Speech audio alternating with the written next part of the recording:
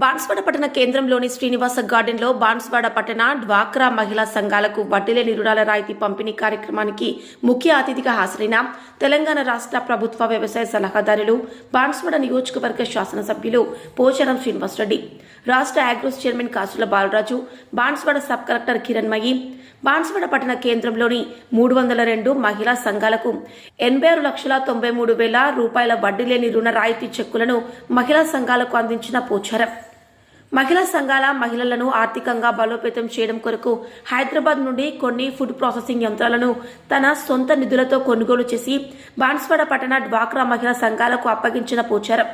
అంతకుముందు పట్టణంలోని 4వ వార్డులో పర్యటించి ప్రజలను అడిగి వార్డులో ఉన్న సమస్యలను తెలుసుకుని రానున్న ఎన్నికల్లో సమర్థవంతమైన ఎల్లప్పుడూ అందుబాటులో ఉండే నాయకుడిని ఎన్నుకోవాలని తెలిపారు.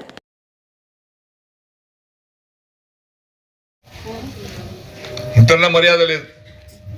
పెద్ద మనిషి మీటింగ్ పెట్టుకున్నాడు, ఆయన పెట్టుకున్న తర్వాత మేము పోతాం, కానీ కావాలని షోకులా ఒక 10 మోటార్ సైకిల్ వేసుకొని తుర్రమని పోతుంది.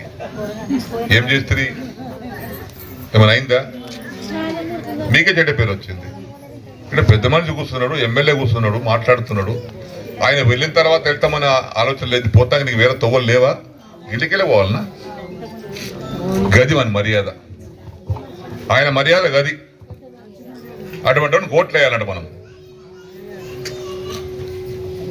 పెద్దలను గౌరవించిన వాడు, ప్రజలను గౌరవించేవాడు నీ నాయకుడు అయితే ఏమైతే రాక్షస పాలన వస్తుందంతే.